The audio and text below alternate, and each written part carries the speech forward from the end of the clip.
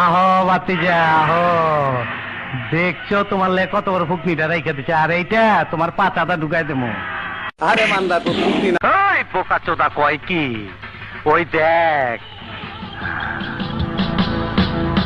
হিসাব বোঝো না, দুধু খাও।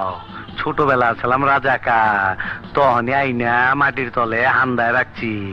এখন সামনে বিপদ, তাই যন্ত্রটারে গিরিজ মাইরা চকচকা করছি। তোর এমরাটা দিমু, তোর গোষ্ঠী সুদ্ধা পার কইরা দিমু। তোর মাথা কি ডান্ডি ফাটাস হয়ে গেছে নাকি? Under arrest মাইনি? অবৈধ অস্ত্র, ড্রাগস আর গোলা বারুদ আমদানির অপরাধে পুলিশ তোমাকে গ্রেফতার করছে। আবে কত কি মস্কারি করার আর সময় পাইলি না? আজ রাইতে মাল ডেলিভারি দিতে হইব। এই তারা কাম শুরু কর। সরি মজ্জা, তোমাকে গ্রেফতার করতে বাধ্য হচ্ছে। কমিশনার স্যারের ডাইরেক্ট অর্ডার, এই যে ওয়ারেন্ট।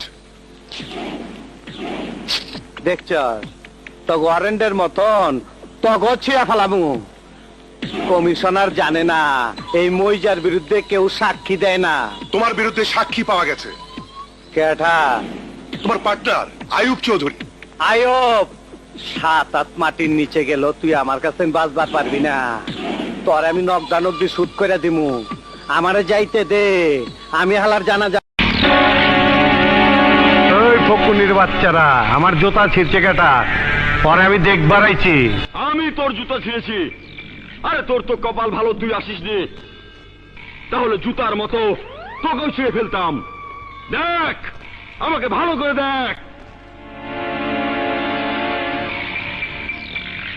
আমার মনে হইতাছে আপনি মানুষ না। অবশ্যই মানুষ, আল্লাহর সৃষ্টির শ্রেষ্ঠ জীব। নাম আমার বাদশাহ। আমার হোগা মারা শেষ।